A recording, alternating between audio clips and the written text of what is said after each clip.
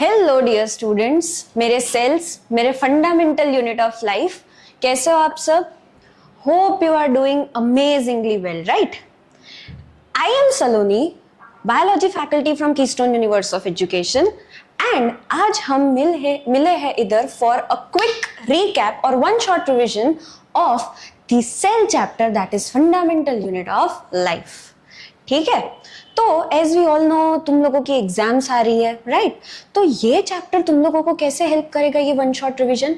इससे हमारे concepts quickly revise हो जाएंगे और सारी चीजें वापस से रिफ्रेश हो जाएगी। ठीक है, तो आइए हम आज पढ़ते हैं सेल के बारे में, that is our fundamental unit of life.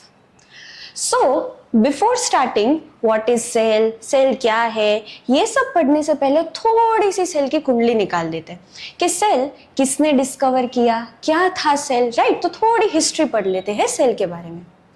सो लीवनहुक नाम का साइंटिस्ट था जिसने क्या किया, पहली बार एक लिविंग सेल को ऑब्जर्व किया। किसके अंदर? इन पॉन्ड वाटर, राइट? तो लीवनहुक, एंटोन लीवनहुक साइंटिस्ट का नाम था स्टूडेंट्स। ये साइंटिस्ट का नाम एग्जाम में बार बार पूछते हैं, तो ये तुम लोगों को याद रखना है। तो एंटोन लीवनहुक नाम का साइंटिस्ट था जिसने क्या किया, लिविंग सेल को पहला ऑब्जर्व किया। दूसरा रॉबर्ट ब्राउन था जिसने 1831 में क्या किया, न्यूक्लियस डिस्कवर किया इन दी सेल। डोंट वरी, हम पढ़ेंगे न्यूक्लियस क्या होता है, अभी तो हम सिर्फ कुंडली पढ़ रहे हैं। ठीक है, पर्किंजन नाम का साइंटिस्ट था इन 1839, उसने क्या किया, प्रोटोप्लाज्म टर्म सबसे पहले कॉइन किया। Now what is protoplasm? Protoplasm मतलब क्लास साइटोप्लाज्म और न्यूक्लियस दोनों को मिला के हम एक कॉमन टर्म यूज करते हैं, दैट इज प्रोटोप्लाज्म। तो protoplasm is nothing but cytoplasm plus nucleus. अब सेल की कुंडली, साइंटिस्ट तो जान लिए किसने लिविंग सेल डिस्कवर किया, क्या है। इसके बेसिस पे साइंटिस्ट्स ने एक सेल थ्योरी दी, राइट? डीपीएस में हर बार सेल थ्योरी का क्वेश्चन आता ही है and other top notch schools में, राइट? तो हमें ये चीज याद रखनी है कि सेल थ्योरी क्या है। तो आइए देखते हैं सेल थ्योरी क्या है। तो सेल थ्योरी में ये बोला है that all plants and animals are composed of cells. जितने भी प्लांट्स है या एनिमल्स है, सब किससे बने होते हैं बेटा? सेल्स से। Therefore, the cell is considered as the basic unit of life. ये थियरी किसने दी? अगेन टॉप स्कूल्स में ये क्वेश्चंस पूछते हैं कि सेल थियरी किसने दी, तो अपने पास दो साइंटिस्ट के नाम है, दैट इज स्लीडन एंड श्वान। तो स्लीडन एंड श्वान ने ये सेल थियरी दी, जो अभी अपन ने 2 पॉइंट्स पढ़े, that cell is the basic unit of life. क्यों भाई बेसिक यूनिट है? Because it forms all plants and animals. So सारे प्लांट्स और एनिमल्स उससे बने होते हैं। अब लोगों को कंफ्यूजन आया कि हाँ भाई ये चीज तो सही है कि cells fundamental unit of life है या बेसिक यूनिट ऑफ लाइफ है, सारे प्लांट्स और एनिमल्स सेल से बने होते हैं, पर भाई साहब ये सेल आता कहाँ से है? तो उसका किसी के पास कोई जवाब नहीं था। तो तब एक साइंटिस्ट ने मस्त एंट्री मारी जिसका नाम था रुडोल्फ विर्चाव। अगेन ये साइंटिस्ट का नाम हमें याद रखना है क्योंकि उसने एक अमेजिंग पॉइंट या इंपॉर्टेंट पॉइंट दिया सेल थियरी में। तो ये चीज नोट करके रख लो अपनी नोटबुक में, दैट रुडोल्फ विर्चाव ने क्या मॉडिफिकेशन किया सेल थियरी में जो स्लीडन और श्वान ने दिया। तो रुडोल्फ विर्चाव ने ये बोला, उसने एक स्टेटमेंट दिया, ओमनिस सेल्यूला ई सेल्यूला। क्या स्टेटमेंट दिया? ओमनिस सेल्यूला ई सेल्यूला, जिसका लिटरल मीनिंग क्या है students? All sales comes from pre existing cells. यानी जितने भी सेल्स है कहां से आते हैं? उसके पुराने वाले सेल्स में से आते हैं। हाँ, तो ये स्टेटमेंट सुन के लोग खुश हो गए, क्या ये बात तो सही है कि पुराने वाले सेल्स में से नए सेल्स आते हैं। ठीक है, तो पहली वाली सेल थियरी किसने दी? याद रखना है, स्कूल्स में पूछते हैं पहली वाली सेल थियरी किसने दी? स्लीडन और श्वान ने। और उसका थोड़ा modified version that is omnis सेल्यूला ई सेल्यूला किसने दिया? रुडोल्फ विर्चाव ने। अब सेल के बारे में जब पढ़ ही रहे हैं तो बेटा there are 2 types of organisms based on the number of cells. कितने टाइप के ऑर्गेनिजम्स होते हैं? 2। तो as you can clearly see on the screen, 2 type के ऑर्गेनिजम्स होते हैं, एक यूनिसेल्युलर और एक मल्टीसेल्युलर। अब ये तो कॉमन सेंस है, तुम लोग को नाम से ही समझ आ जाएगा कि यूनिसेल्युलर मतलब क्या और मल्टीसेल्युलर मतलब क्या। तो यूनि मतलब सिंगल मल्टी मतलब बहुत सारे। तो यूनिसेल्युलर ऑर्गेनिजम्स कैसे हुए बेटा? A single cell that constitute a whole organism. मतलब जो ऑर्गेनिज्म है वो कितने सेल से बना है? इकलौते सेल से, only and only one cell से पूरा ऑर्गेनिज्म बना है। Important, you have to remember the examples: amoeba, paramecium, chlamydomonas, bacteria। Again सारी टॉप नॉच स्कूल्स, डीपीएस, उद्गम, डीएवी, हर एक में एग्जाम्पल्स पूछते हैं बेटा यूनिसेल्युलर और मल्टीसेल्युलर के। तो तुम लोगों को ये याद रखना है कि यूनिसेल्युलर के एग्जाम्पल्स कौन से हुए? Amoeba, paramecium, chlamydomonas and bacteria. ऐसे ऑर्गेनिजम्स है जो सिंगल सेल से बने होते हैं। Quickly moving towards multicellular organisms. अब पहले ही अपन ने डिस्कस कर लिया मल्टी मतलब बहुत सारे सेल्स, ठीक है?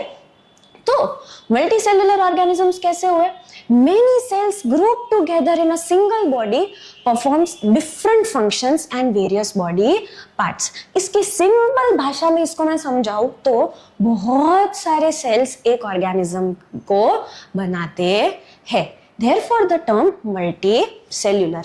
So some fungi, plants and animals, all of these are examples of multicellular organisms. So based on this we have kept a quick activity type बच्चा पार्टी, जिससे तुम लोगों को आइडेंटिफाई करना है कि ये चीज क्या है। तो ये फिगर देख के तुम लोगों को क्या समझ आ रहा है? ये मल्टीसेल्युलर है या यूनिसेल्युलर? फिगर से ही पता चल रहा है कि सिर्फ एक ही सेल है क्लास, तो ये ऑर्गेनिज्म को हम क्या बोलेंगे? Unicellular. That is made up of only one cell. यहां पे अभी एग्जांपल में देखा, 2 मिनट भी नहीं हुई कि एनिमल्स है, प्लांट्स है और सर्टेन फंगाई है, वो किसके एग्जांपल्स है? मल्टीसेल्युलर। मस्त इधर बड़ा सा एलिफेंट दिख रहा है, राइट? तो वो क्या होगा? बहुत सारे सेल से बना है, therefore it is an example of multicellular. I hope this is crystal clear और आपको समझ आ गया है कि what is the difference between unicellular and multicellular. तो एक क्विक टेबल भी हमने आप लोगों की लाइफ आसान करने के लिए रखा है, difference between unicellular and multicellular organisms. DAV में यूनिसेल्युलर और मल्टीसेल्युलर ऑर्गेनिजम्स के question they ask. In fact Udgam में भी they ask the difference between unicellular and multicellular organisms. आइए चलो फटाफट देख लेते हैं difference between unicellular and multicellular. Uni means composed of one cells, multi means composed of more than one cell. Cell carries out all the necessary life process. अब एक ही cell है तो वो ही सारा काम कर लेता है। मल्टी सेल्युलर में बहुत सारे सेल्स है तो हर एक सेल्स अपना स्पेसिफिक फंक्शन परफॉर्म करते हैं। Total cell body expose to the environment. अब एक ही सेल से बना है तो उसमें कोई स्पेसिफिक बॉडी ऑर्गेनाइजेशन तो होगा नहीं। जैसे मैं ह्यूमंस की बात करूं, ह्यूमंस के अंदर सेल्स होते हैं, राइट? तो हमारे में बाहर क्या है? बाहर सीधा सेल्स एक्सपोज होते हैं एनवायरमेंट से? नहीं, हमारे बॉडी एक्सपोज हो रही है सीधा एनवायरमेंट से। सेल तो हमारे अंदर है बेटा, राइट? तो सिंगल सेल्युलर ऑर्गेनिज्म है, वो एक ही सेल से बने, उसमें कोई ऐसी बॉडी ऐसा कुछ नहीं होता। तो total cell body is expose to the environment, whereas in multicellular organisms all the cells are not exposed to the environment. Division of labor is seen at organelle level and division of labor is seen at cellular, tissue, organ and organ system level. ये point समझने के लिए हमें hierarchy पता होनी चाहिए कि cell क्या बनाता है। तो सेल क्या बनाएगा बेटा? A group of cells will form a tissue, जो तुम लोगों का नेक्स्ट चैप्टर आएगा 9th के बायो में, राइट? तो group of cell will form a tissue. बहुत सारे इकट्ठा होते हैं सेल्स और एक टिश्यू बनाते हैं। टिश्यू क्या बनाएगा? ऑर्गन। ऑर्गन क्या बनाएगा? Organ system. और ऑर्गन सिस्टम से क्या बनेगा? ऑर्गेनिज्म। ठीक है, अब हम अपना फोकस शिफ्ट कर लेते हैं मल्टी सेल्युलर ऑर्गेनिजम्स पे, यानी ह्यूमंस पे या एनिमल्स पे या प्लांट्स पे। टेम्पररी ये स्लाइड के लिए ये तुम लोगों को क्या दिख रहा है? There are various cells of human body. ये मसल सेल है, ये ब्लड सेल्स है, यानी हम आरबीसीज की बात कर रहे हैं, ये स्पर्म सेल्स है, ये अपने स्किन के सेल्स है, ये नर्व सेल है। तो ये अलग अलग सेल्स है। क्या समझ आ रहा है ये स्लाइड से? तो ये स्लाइड से हम ये बोल सकते हैं बेटा कि the shape and size of the cells are related to the specific function they perform.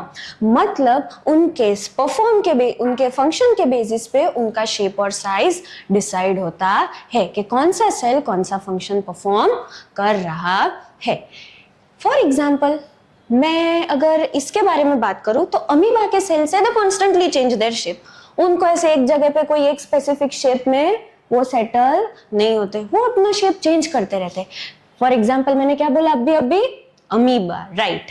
बाकी थोड़े टाइप के सेल्स ऐसे होते हैं जो एक पर्टिकुलर शेप या पर्टिकुलर साइज अटेन कर लेते हैं और वही शेप और साइज में थ्रू आउट द लाइफ रहते हैं, ठीक है। अब डिवीजन ऑफ लेबर के बारे में थोड़ी बात करते हैं। अभी यूनिसेल्युलर और मल्टीसेल्युलर के डिफरेंस में हमने लास्ट पॉइंट पढ़ा डिवीजन ऑफ लेबर। क्या होता है ये डिवीजन ऑफ लेबर? अगर तुम लोगों ने एक बिल्डिंग बनते हुए देखी हो स्टूडेंट्स, तो वहां पे तुम लोग देखोगे कि हर एक लेबर कुछ अलग अलग काम कर रहा है, राइट। फॉर एग्जाम्पल कोई ब्रिक्स बनाने में लगा है, कोई ब्रिक्स लाने में लगा है, कोई सीमेंट के रिलेटेड फंक्शन कर रहा है। सिमिलरली हमारे बॉडी में भी अलग अलग ऑर्गन्स अलग अलग काम करते हैं।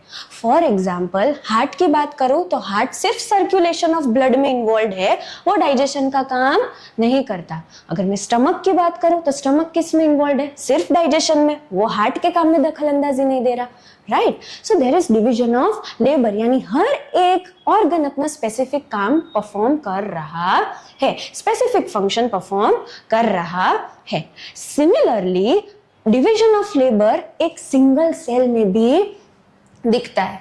बॉडी में तो डिवीजन ऑफ लेबर है, पर जस्ट इमेजिन एक माइक्रोस्कोपिक यूनिट है दैट इज सेल, सेल के अंदर भी डिवीजन ऑफ लेबर दिख रहा है। कैसे पॉसिबल हो रहा होगा वो? तो भाई सेल के अंदर अलग अलग सेल ऑर्गेनल्स होते हैं जो स्पेसिफिक फंक्शन परफॉर्म करते है। एक सेल ऑर्गेनल को काम दे दिया है कि भाई तू यही काम करेगा, दूसरे को काम दे दिया है कि भाई तेरा काम यही होगा।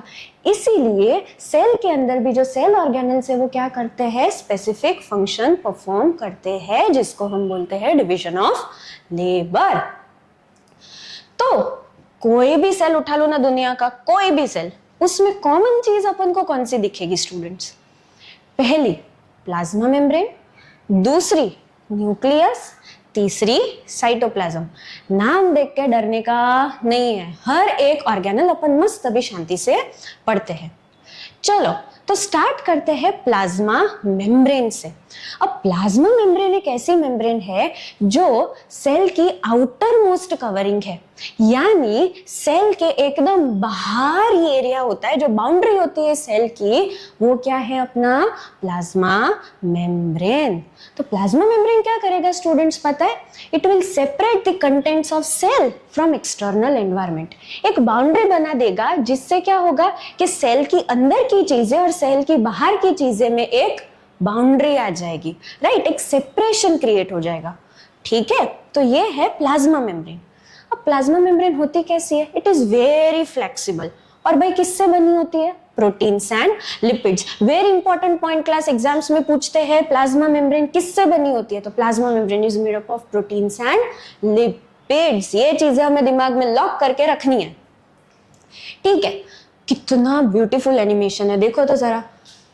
ये पूरी प्लाज्मा मेम्ब्रेन का स्ट्रक्चर दिखा रहा है।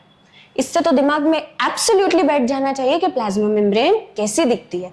तो ये देख रहे हो तुम लोग ऊपर, दीज आर लिपिड्स बेटा। ये क्या है? ये लिपिड्स है, और बीच बीच में फंसे हुए होते हैं प्रोटीन्स। तो ये है प्लाज्मा मेम्ब्रेन का आइडियली स्ट्रक्चर। अब ये प्लाज्मा मेम्ब्रेन क्या करता है पता है? चेक पोस्ट या चेक पॉइंट जैसा बिहेव करता है। चेक पोस्ट और चेक पॉइंट मतलब क्या पता है? कोई कोई चीज को ही सेल के अंदर आने देगा, सारी चीजों को अंदर नहीं आने देगा। वो क्या करता है पता है? सेल की बाउंड्री पे खड़ा है ना, वो सेल की बाउंड्री बना रहा है ना, तो वो चेक करता है, हाँ भाई तेरे को आने देना है, चला जा, नहीं इसको तो नहीं आने देना, इसको सेल के बाहर ही रखो। तो फर्स्ट ही पॉइंट में लिखा है, देखो, इट अलाउज और permits the entry and exit of some materials in and out of the cell, यानी सिलेक्टिव। इसको ही आने देंगे, इसको अंदर नहीं आने देंगे, या इसको ही बाहर जाने देंगे सेल के, ये दूसरे चीज को बाहर नहीं जाने देंगे, राइट। तो as it is very selective, बहुत चूजी है प्लाज्मा मेम्ब्रेन, किसी को आने देगा किसी को नहीं आने देगा। Therefore plasma membrane is selectively permeable membrane. Again one important point to keep in mind during your exam students, के सिलेक्टिवली परमिएबल मेम्ब्रेन है। डीपीएस उद्गम में क्वेश्चन पूछते हैं प्लाज्मा मेम्ब्रेन का नेचर क्या है, प्लाज्मा मेम्ब्रेन कैसी है, तो it is a selectively permeable. हमें दिमाग में फिट रखना है कि वो कैसी है, चूजी है, कोई किसी चीज को आने देगी किसी चीज को नहीं आने देगी। तो अभी अपन ने पढ़ा प्लाज्मा मेम्ब्रेन या cell membrane is very flexible. अब फ्लेक्सिबल होने का फायदा क्या है कि वो क्या करेगा, फूड को एनगल्फ करने में हेल्प करेगा from external environment. As you can see here in this GIF क्या हो रहा है, देखो ये जो फूड मटेरियल है, देखो ये प्लाज्मा मेम्ब्रेन एक्सटेंड हुई और फूड मटेरियल को क्या कर लिया उसने, एनगल्फ यानी ट्रैप कर लिया। ये प्रोसेस को हम बोलेंगे एंडोसाइटोसिस। क्या बोलेंगे स्टूडेंट्स, एंडोसाइटोसिस। एंडोसाइटोसिस एग्जाम में पूछते हैं व्हाट इज एंडोसाइटोसिस, दिमाग में फिट रखना। एंडोसाइटोसिस क्या होता है कि एनगल्फ करना फूड पार्टिकल को, और कौन करेगा इसको, फ्लेक्सिबल प्लाज्मा मेम्ब्रेन। अमीबा ऐसे ही अपने फूड की रिक्वायरमेंट को पूरी करता है। How, by engulfing the food particle with the help of cell membrane. Good. अब मैं ही कब से बोले जा रही हूं, मेरे को तो पता लगे और आपको भी पता लगे कि आपको कितना आता है, right. So quick power book session रखा है, power book in the sense हम क्विकली रिवाइज करेंगे जो चीजें और fill in the blank in order to test your कितना आपको याद है, in order to test your understanding. ठीक है, चलो। Plasma membrane is the dash covering of the cell. कौन सी कवरिंग है, अभी पढ़ा, इट इज द, अपनी नोटबुक में लिखते जाओ quickly, it is the outer most covering of the cell that separates the contents of the cell from its कौन से एनवायरमेंट से, एक्सटर्नल एनवायरमेंट से उसको प्रोटेक्ट करता है या उसको सेपरेट करता है। आई होप ये आंसर सबको आया हो, right. Second, it is dash and is made up of organic molecules like dash and dash. It is dash, अभी हमने पढ़ा कैसी होती है, एकदम फ्लेक्सिबल होती है, राइट। और किससे बनी होती है, मैंने बोला था बहुत इंपॉर्टेंट है, एग्जाम में पूछते हैं, it is made up of lipids and proteins. Very good. As the plasma membrane allows or permits the entry and exit of some materials in and out of the cell, also preventing the movement of some other molecules, किसी को आने देता है किसी को नहीं जाने देता, तो उसको हम क्या बोलेंगे, it is therefore called a selectively permeable membrane। चलिए देखते हैं कितने आंसर्स राइट है आप लोगों के। आई होप सारे आंसर्स राइट हो और इससे आपका कॉन्फिडेंस भी थोड़ा बूस्टअप हुआ, राइट। Very good. चलो, तो ये तो हमने पढ़ लिया प्लाज्मा मेम्ब्रेन के बारे में। तो ये जो मूवमेंट है सिलेक्टिवली परमिएबल है, चूजी है, तो मूवमेंट कैसे होने देगा मॉलिक्यूल्स की, अंदर किसी चीज को कैसे आने देगा, बाहर कैसे भेजेगा, तो दो रास्ते हैं उसके पास भाई। पहला है डिफ्यूजन, दूसरा है ऑस्मोसिस। आइए देख लेते हैं फटाफट डिफ्यूजन और ऑस्मोसिस क्या होता है। ध्यान देना ये वाली स्लाइड में, क्योंकि एग्जाम्स में पूछते हैं what is diffusion and what is osmosis. उद्गम में पूछते हैं स्टूडेंट्स के डिफ्यूजन और ऑस्मोसिस क्या है, शांति एशियाटिक में पूछते हैं। ठीक है, आइए देखते हैं। तो डिफ्यूजन क्या है बेटा, it is the movement of molecules from higher concentration to lower concentration. जब भी molecules high concentration to low concentration, एक साइड मॉलिक्यूल का कंसंट्रेशन ज्यादा है, दूसरी साइड मॉलिक्यूल का कंसंट्रेशन कम है, तो ये मॉलिक्यूल्स कहां से कहां जाएंगे बेटा, जहां ज्यादा कंसंट्रेशन था मॉलिक्यूल्स का वहां से लो कंसंट्रेशन था वहां पे जाएंगे। ठीक है, तो molecules will move from higher concentration to lower concentration, इसको हम क्या बोलेंगे, डिफ्यूजन। और हमारी बॉडी में गैसेस का एक्सचेंज, यानी कौन से मेजर गैसेस का एक्सचेंज होता है अपनी बॉडी में, ऑक्सीजन एंड कार्बन डाइऑक्साइड। तो ऑक्सीजन और कार्बन डाइऑक्साइड का एक्सचेंज इसी वे में होता है। कैसे, तो यहाँ पे देखो, यहाँ पे क्या दिया हुआ है, तो CO2, हम कार्बन डाइऑक्साइड इनहेल करते हैं, एक्सहेल करते हैं, हम एक्सहेल करते हैं, यानी हम बॉडी के बाहर निकालते हैं उसको। ठीक है, तो CO2 का कंसंट्रेशन हाई कहां पे होगा बच्चा, इनसाइड द सेल। हाई कहां होगा, इनसाइड द सेल, और लो कहां होगा, आउटसाइड द सेल।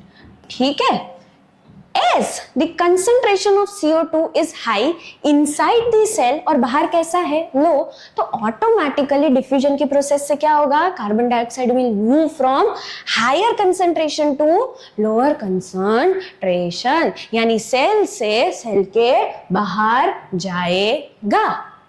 समझ आ गया? अब सिमिलरली ऑक्सीजन का होगा तो ऑपोजिट होगा। ऑक्सीजन का कंसंट्रेशन कहाँ होता है बेटा, लो होता है इनसाइड द सेल। कैसा होता है, कंसंट्रेशन ऑक्सीजन का लो होता है, और बाहर कैसा होता है, इट इज हाई आउटसाइड। इसीलिए हम क्या करते हैं, ऑक्सीजन को इनहेल करते हैं। बाहर ज्यादा है ऑक्सीजन और अंदर कम है, इसीलिए we inhale oxygen from higher concentration to lower concentration, that is from outside to inside. Hope this concept is crystal clear to you guys. ठीक है, चलो दूसरी प्रोसेस है ऑस्मोसिस। अब ऑस्मोसिस डिफ्यूजन से थोड़ी बहुत मिलती जुलती ही है। कैसे, तो इसमें बेटा पहले तो हम वाटर मॉलिक्यूल्स की बात करेंगे, दूसरा there is a selectively permeable membrane. आइए देखते हैं। देखो, it is the passage of water molecules from a region of higher concentration to the region of lower concentration through a selectively permeable membrane. As you can see here in this slide, ये selectively permeable है, बीच में dotted line दिख रही है वो, right? तो molecules कहां से कहां मूव होंगे, from higher concentration to lower concentration, यानी जहां पे वाटर मॉलिक्यूल्स हाई होंगे वहां से वाटर मॉलिक्यूल्स कहां जाएंगे, लोअर कंसंट्रेशन पे। पर कैसे पास होंगे, through a selectively permeable membrane. बीच में एक ऐसी मेम्ब्रेन होगी जो किसी चीज को आने देगी, किसी चीज को नहीं जाने देगी, तो इसको हम क्या बोलेंगे, osmosis. That is movement of particles, water molecules from higher concentration to lower concentration from a selectively permeable membrane. ठीक है, गुड। अब क्या होता है अगर हम ये सेल को अलग अलग टाइप ऑफ सोल्यूशन में रखते हैं। पहला मस्त एनिमेटेड इमेज है, इधर GIF है, देखो। अगर मैं सेल को डाइल्यूट सोल्यूशन में रखूं, सेल को कहां रखूं, डाइल्यूट, तो if a medium surrounding the cell has higher water concentration, dilute मतलब बाहर पानी कैसा होगा भाई, ज्यादा, राइट? और सेल के अंदर पानी कैसा होगा, कम।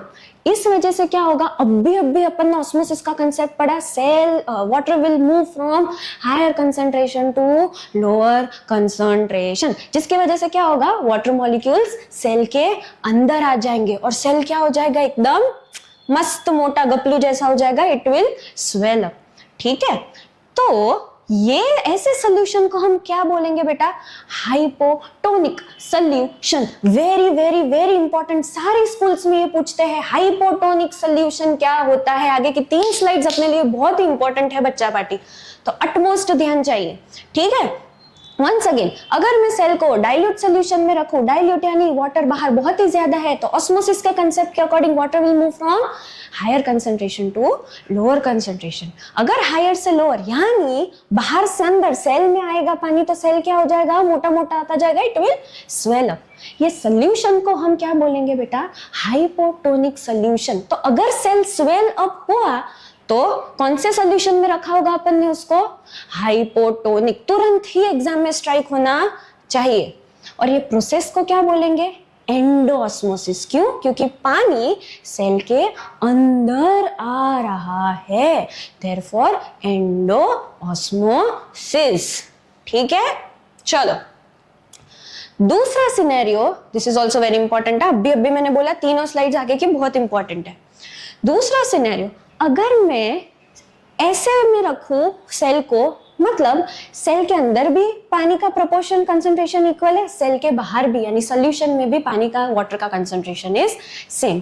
तो अगर दोनों में सेम वाटर कंसंट्रेशन है, सेल में भी और जो मीडियम में मैं रख रही हूँ सेल को, जो सोल्यूशन में रख रही हूँ उसमें भी दोनों का वाटर कंसंट्रेशन इज सेम, तो क्या वाटर की एक्सचेंज होगी? तुरंत आंसर आना चाहिए दिमाग में कि भाई ये तो पॉसिबल ही नहीं है। क्यों? Because water is always moving from higher concentration to lower concentration. अब इसमें तो दोनों जगह वाटर का कंसंट्रेशन सेम है, सेल के अंदर भी और जो सोल्यूशन में सेल को रखा है उसमें भी।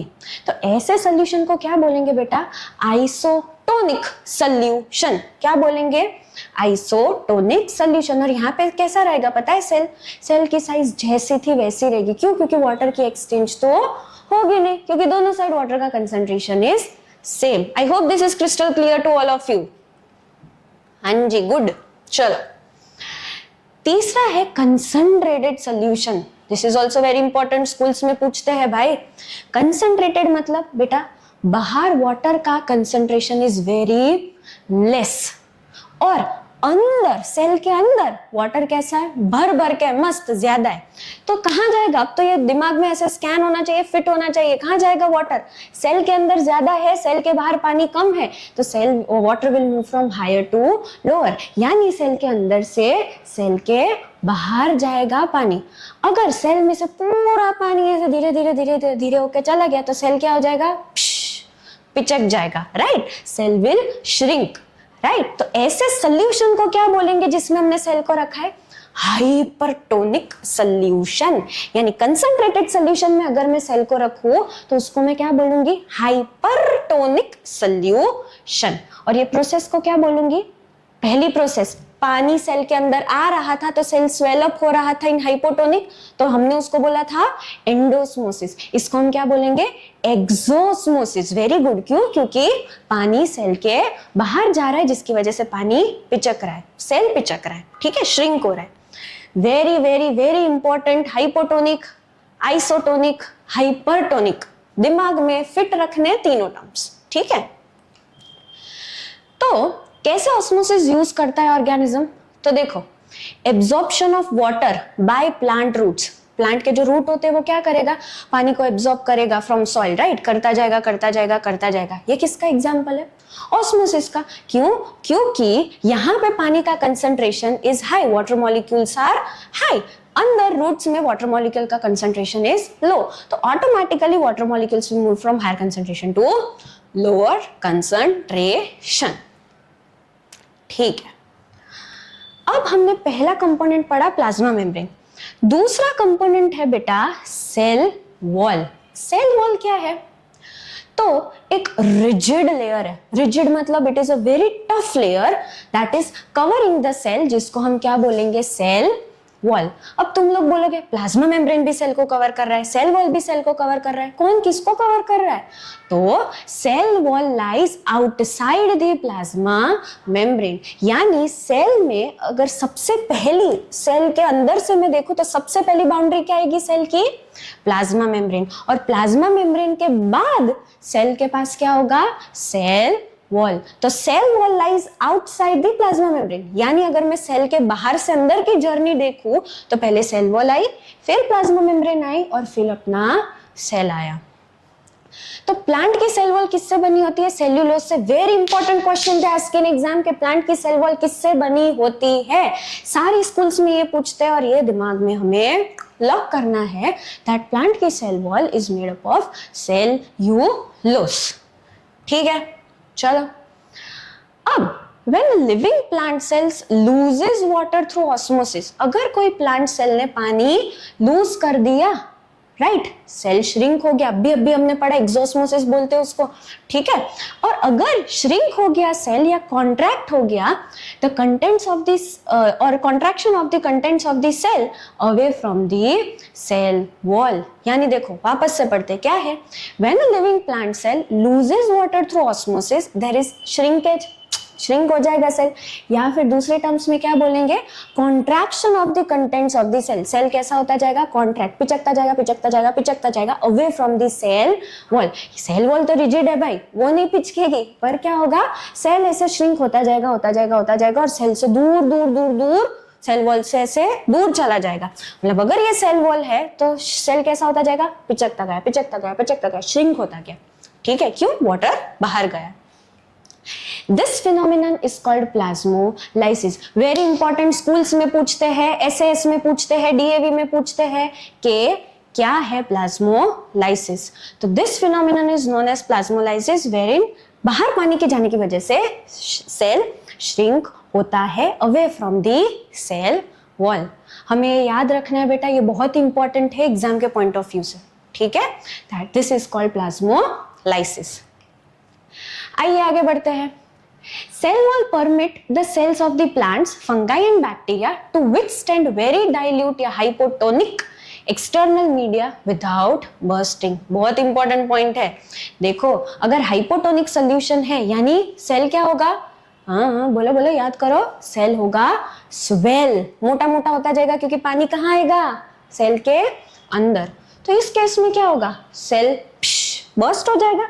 नहीं, सेल बर्स्ट नहीं होता. और इसके लिए भाई thanks to the cell wall, जो क्या करेगा? सेल को मस्त ऐसे पकड़ के रखेगा क्योंकि वो तो रिजिड है. तो वो क्या करेगा? सेल को बर्स्ट होने नहीं देगा. ठीक है, तो अभी अपन ने किसके बारे में पढ़ा स्टूडेंट्स? प्लाज्मा मेम्ब्रेन और सेल वॉल के बारे में. अब आ जाते हैं सेल के मास्टरमाइंड पे, दैट इज न्यूक्लियस. जैसे ह्यूमन की पूरी बॉडी कंट्रोल करता है ब्रेन, वैसे सेल को कंट्रोल करने वाला मास्टरमाइंड कौन है? Nucleus. Therefore nucleus is also called brain of the cell. सारी चीजें उसी के कंट्रोल में है.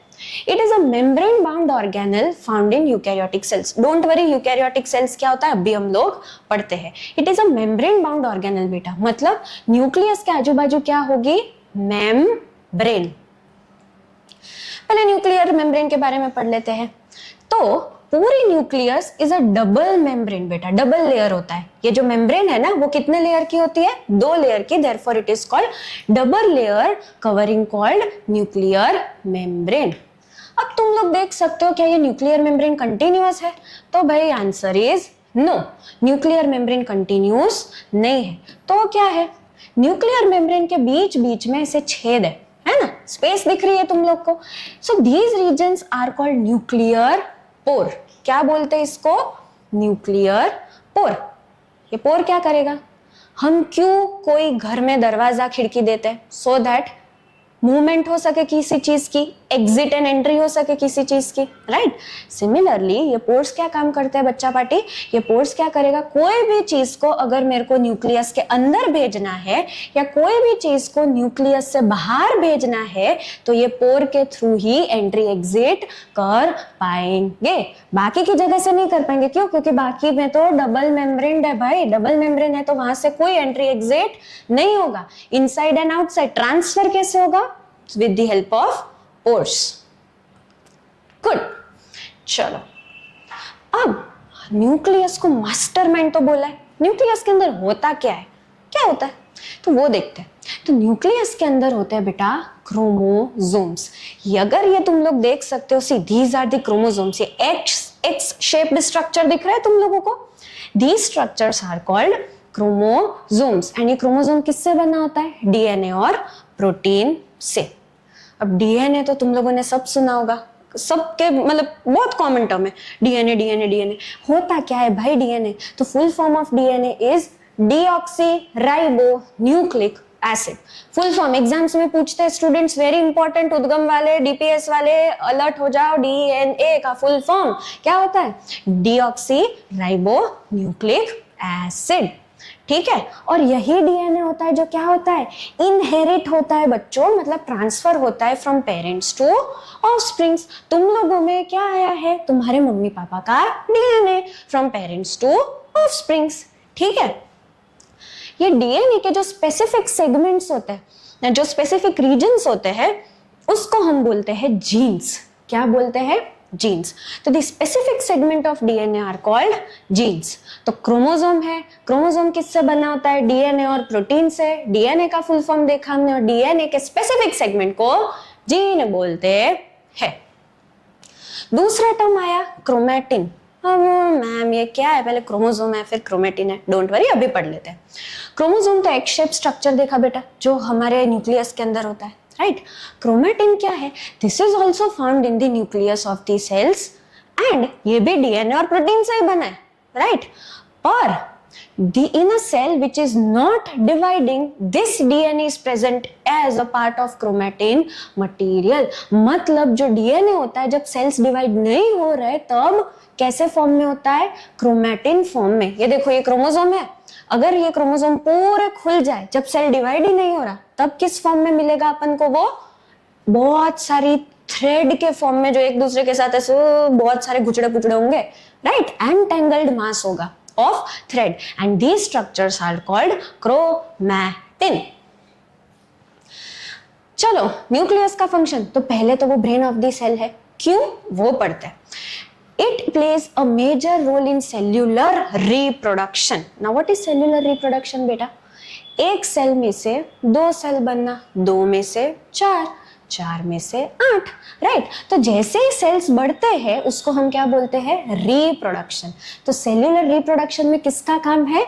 न्यूक्लियस का। दूसरा, it also plays a crucial role along with the environment in determining the way the cell will develop and what form it will exhibit at maturity by directing the chemical activities of the cell।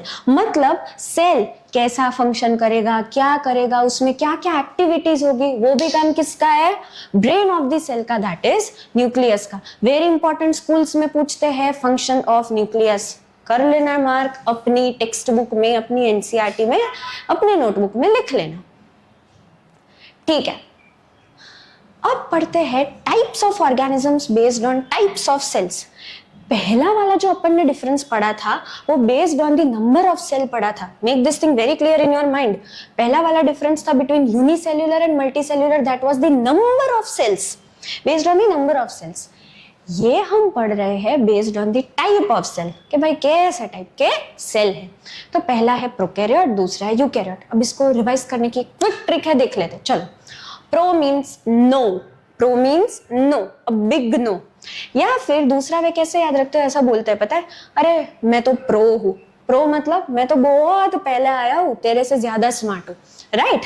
तो prokaryotes मतलब बेटा वो बहुत पहले आए हैं, and we have to rhyme it with no. No means उसमें कोई मेम्ब्रेन बाउंड ऑर्गेनल्स नहीं है, यानी ऐसे सेल ऑर्गेनल्स जिसके आजू बाजू मेम्ब्रेन हो, वो सारे ऑर्गेनल्स एब्सेंट होते हैं इन प्रोकैरियोट्स। बस सिर्फ प्रोकैरियोट्स याद रखना, यूकैरियोट्स तो ऑटोमेटिकली अपने आप ही याद रह जाएगा, that is they have membrane bound organelles. तो अभी हमने पढ़ा एज उनमें मेम्ब्रेन बाउंड ऑर्गेनल्स नहीं होती, तो पहला ही सेल ऑर्गेनल पढ़ा अपन ने, brain of the cell, that is nucleus. Nucleus के आजू बाजू तो न्यूक्लियर मेम्ब्रेन होती है भाई, राइट। तो यहाँ पे क्या प्रोकैरियोट में न्यूक्लियर मेम्ब्रेन होगी? जी नहीं, क्योंकि ये प्रोकैरियोट है और उसमें सेल मेम्ब्रेन या मेम्ब्रेन बाउंड ऑर्गेनल्स नहीं होते। तो as they don't have perfect या डिफाइंड न्यूक्लियर मेम्ब्रेन, तो वहां पे हम क्या बोलेंगे? Such an undefined nuclear region containing only nucleic acids, मतलब डीएनए इज कॉल्ड न्यूक्लियोइड। क्यों न्यूक्लियोइड बोलेंगे? दिख रहा है इधर, क्यों? क्योंकि इसके आजू बाजू आपको कोई मेम्ब्रेन दिख रही है? जी नहीं। तो इनके केस में there is no well defined nucleus, no well defined nuclear membrane, तो उसके लिए हमने अलग टर्म यूज कर दिया जिसको हम क्या बोलेंगे? न्यूक्लियोइड। यानी प्रोकैरियोट्स में क्या होता है बच्चा party? Nucleoid. Such organisms whose cells lack a nuclear membrane are called prokaryotes. Pro means अभी हमने पढ़ा ना, प्रिमिटिव, बहुत पहले से आया हूं मैं, ठीक है। और primary, and karyon means nucleus. So primitive nucleus, बहुत ही पहले वाला न्यूक्लियस है जिसमें कोई न्यूक्लियर मेम्ब्रेन नहीं है, जिसको हम बोलते हैं न्यूक्लियोइड। अच्छा, अब पहला ही हमने जब ये सेशन स्टार्ट किया उसमें थोड़ी ही स्लाइड्स के पीछे अपन ने देखा था कि कोई भी सेल हो कंपोनेंट्स मेजरली होते ही है। कौन से? प्लाज्मा मेम्ब्रेन होती है, फिर न्यूक्लियस होता है, and third one is cytoplasm. तो आइए हम पढ़ते हैं साइटोप्लाज्म क्या है। तो यहाँ पे एक मस्त फिगर दिया हुआ है जिससे तुम लोगों की लाइफ आसान हो जाए कि साइटोप्लाज्म क्या है। इधर तुम लोग को दिख रहा है ये छोटे से बेबी पूल में सब लोग नहा रहे हैं, मस्त है ना। तो consider this as a cell, पूरे पूल को हम सेल कंसिडर करेंगे। जो लोग उसमें नहा रहे हैं मस्त, उसको हम सेल ऑर्गेनल्स कंसिडर करेंगे क्लास। और जो फ्लूइड कंटेंट है, जो पानी वाला पोर्शन है ये पूल में, उसको हम कंसिडर करेंगे साइटोप्लाज्म। यानी अगर मैं ये फिगर से एक समरी देने की ट्राई करूं आप लोगों को, तो साइटोप्लाज्म क्या है? It is the fluid content inside the plasma membrane. ये फ्लूइड कंटेंट है सेल में, जितना भी फ्लूइड पोर्शन है उसको मैं बोलूंगी साइटोप्लाज्म, जिसके अंदर सेल ऑर्गेनल्स मस्त फ्लोट कर रहे हैं, तैर रहे हैं। तो अब सेल ऑर्गेनल्स में अगर मैं साइटोप्लाज्म की बात करूं तो it is a specialized cell organelle. Cytoplasm में जितने भी सेल ऑर्गेनल्स है उसका काम क्या है? Very specific. हमने अभी घर बनाने का एग्जांपल देखा, डिवीजन ऑफ लेबर वाला एग्जांपल देखा, तो साइटोप्लाज्म में जितने भी सेल ऑर्गेनल्स तैर रहे हैं उनका काम क्या है? एकदम स्पेसिफिक। जो काम उनको दिया होता है वही काम वो करते हैं। ठीक है, तो each of these cell organelles which are ideally in the cytoplasm, they perform a very specific function. In prokaryotes, अभी पढ़ा, beside the absence of defined nuclear region, membrane bound organelles absent होते हैं। दूसरी बात करूं अगर मैं यूकैरियोट्स की, तो हाँ, अभी हमने देखा यूकैरियोट्स में membrane bound organelles होते हैं। अब यहाँ पे you have to remember this very important point, note down कर लेना अपने नोटबुक में। वायरस की डिबेट चल रही है। वायरस इज थोड़ा कंट्रोवर्शियल टॉपिक, ठीक है। अगर मैं वायरस की बात करूं बेटा, तो virus lack any membranes and hence do not show the characteristic of life. Virus के आजू बाजू कोई मेम्ब्रेन नहीं होती, इसीलिए वो कोई भी इंपॉर्टेंट कैरेक्टरिस्टिक लाइफ की शो नहीं करता। कब तक? जब तक वो कोई बॉडी के अंदर घुस नहीं जाता। यानी virus requires a specific host to enter and then only it will show its function. अगर वो इकलौता बाहर घूमता रहेगा तो वो अपनी कोई कैरेक्टरिस्टिक शो नहीं कर पाएगा। उसको कोई बॉडी चाहिए जिसके अंदर वो घुस के अपने जलवे दिखा सके। ठीक है, तो until they enter a living body and use its cell machinery, its मतलब जिसकी बॉडी में वो घुसा है उसकी सेल मशीनरी को यूटिलाइज करके वो क्या होगा? अपने नंबर बढ़ाएगा, अपनी कॉपीज बढ़ाएगा। ओके, तो एक क्विक रिकैप देख लेते हैं अभी तक हमने क्या क्या देखा। अभी तक हमने देखा यूनिसेल्युलर मल्टीसेल्युलर का डिफरेंस, फिर हमने देखा प्रोकैरियोट यूकैरियोट का डिफरेंस, फिर हमने न्यूक्लियस के बारे में पढ़ा, सेल मेम्ब्रेन के बारे में पढ़ा, सेल वॉल के बारे में पढ़ा और साइटोप्लाज्म के बारे में पढ़ा। इतनी मेन चीजें हमने कवर कर ली क्विकली, देखो कितने छोटे से टाइम में। ठीक है, अब हम देख रहे हैं सेल ऑर्गेनल्स के बारे में। Once again, I want to emphasize this point, students. Cell organelles have a specific division of labor, यानी वो खुद का काम, अपना ही काम, स्पेसिफिक काम करते हैं। तो there are list of certain cell organelles given in your NCERT जो हमें पढ़ने हैं। कौन से हैं? पहला एंडोप्लाज्मिक रेटिकुलम। कौन सा है? Endoplasmic reticulum. दूसरा गोल्गी एपरेटस, तीसरा lysosomes, fourth one is mitochondria and fifth is plastids. तो पहला वाला सेल ऑर्गेनल से हम लोग स्टार्ट करते हैं, दैट इज एंडोप्लाज्मिक रेटिकुलम। सारे organelles, specially endoplasmic reticulum is very important from your exam point of view. तो ये चीज दिमाग में याद रखना कि एंडोप्लाज्मिक रेटिकुलम का फंक्शन क्या है। तो before knowing the function of endoplasmic reticulum, आइए हम देखते हैं कि एंडोप्लाज्मिक रेटिकुलम का स्ट्रक्चर कैसा होता है। तो it is a network of membrane bound tubes और शीट्स। यहाँ पे देख सकते हो बहुत सारी शीट्स है, ऐसे रीजन्स दिख रहे हैं, highly convoluted, highly curves region, उसको हम बोलते हैं एंडोप्लाज्मिक रेटिकुलम। एंडोप्लाज्मिक रेटिकुलम की जो मेम्ब्रेन है वो प्लाज्मा मेम्ब्रेन जैसे ही होती है, ditto, same to same. Endoplasmic reticulum कितने टाइप के होते हैं अब हम वो पढ़ लेते हैं। बेसिक स्ट्रक्चर तो पढ़ लिया कि एंडोप्लाज्मिक रेटिकुलम का स्ट्रक्चर क्या है, हाईली कॉन्वोल्यूटेड, शीट लाइक। ठीक है, अब उसके टाइप्स पढ़ लेते हैं। तो बेसिकली एंडोप्लाज्मिक रेटिकुलम के दो टाइप होते हैं, one is RER, second is SER। अब ये क्या है RER SER? ER का तो फुल फॉर्म पता ही है भाई तुम लोगों को, that is endoplasmic reticulum. R means rough, S means smooth. Rough endoplasmic और स्मूथ। अब उसको रफ क्यों बोलते होंगे? क्योंकि उसका अपीयरेंस इज वेरी रफ। देखने से वो कैसा लगता है पता है, एकदम रफ रफ। और स्मूथ एंडोप्लाज्मिक रेटिकुलम को स्मूथ क्यों बोलते हैं? क्योंकि वो देखने से, जब मैं उसको माइक्रोस्कोप में ऑब्जर्व करूंगी स्टूडेंट्स, तो मेरे को उसका अपीयरेंस कैसा दिखेगा, एकदम स्मूथ। अब ऐसा तो क्या है रफ एंडोप्लाज्मिक रेटिकुलम पे कि जिसका अपीयरेंस रफ दिखता है? डीएवी, उद्गम, डीपीएस, एसएस, सारे स्टूडेंट्स अलर्ट हो जाओ, because you should know two types of ER. ठीक है, very important from your exam point of view. तो यहां पे as you can see in the figure, इधर तुम लोगों को छोटे छोटे छोटे ये सेल्स जैसे दिख रहे हैं, एकदम छोटे छोटे structures, these are called ribosomes. दिख रहे हैं, इसको हम क्या बोलेंगे, राइबोसोम्स। तो अगर एंडोप्लाज्मिक रेटिकुलम पे राइबोसोम्स प्रेजेंट होते हैं स्टूडेंट्स, तो ऐसे टाइप के एंडोप्लाज्मिक रेटिकुलम को मैं बोलूंगी rough endoplasmic reticulum. P size में छोटे छोटे स्ट्रक्चर्स होते हैं। तो अगर ईआर पे राइबोसोम्स प्रेजेंट हुए तो मैं क्या बोलूंगी, रफ एंडोप्लाज्मिक रेटिकुलम। अब रफ एंडोप्लाज्मिक रेटिकुलम है क्यों? क्योंकि राइबोसोम है, तो ऑब्वियसली राइबोसोम का कुछ काम होगा तब जाके वो ईआर पे प्रेजेंट है। ठीक है, ऐसा तो क्या काम है? तो ये जो राइबोसोम है बेटा, वो क्या करते हैं, वो प्रोटीन बनाने में हेल्प करते हैं। उसका फंक्शन क्या है? They are sites of protein manufacture. Very important from your exam point of view, हमेशा फंक्शन पूछते हैं ऑफ RER। क्या फंक्शन है RER का? Basically they are the site of protein manufacture. वहां पे प्रोटीन बनते जाते हैं, बनते जाते हैं, बनते जाते हैं। ठीक है, चलो दूसरा है स्मूथ एंडोप्लाज्मिक रेटिकुलम। दिख रहा है इधर कोई राइबोसोम्स अटैच तुम लोगों को? जी नहीं।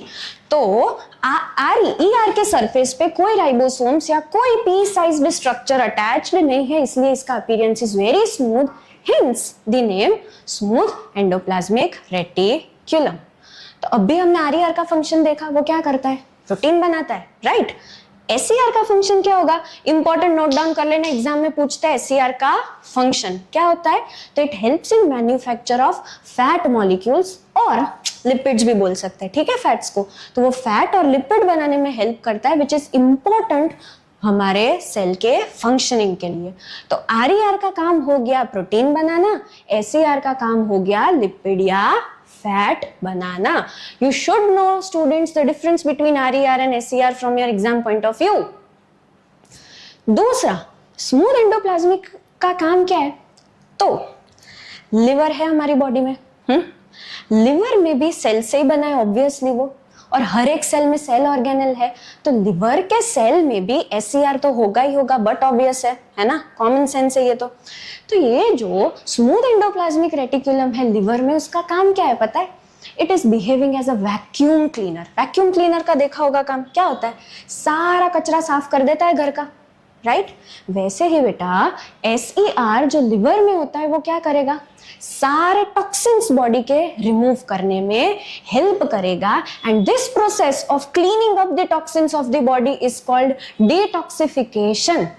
यानी SER के दो फंक्शन हो गए, पहला लिपिड या फैट मॉलिक्यूल के सिंथेसिस में हेल्प करता है, एंड दूसरा लिवर का जो SER है वो किस में हेल्प करेगा?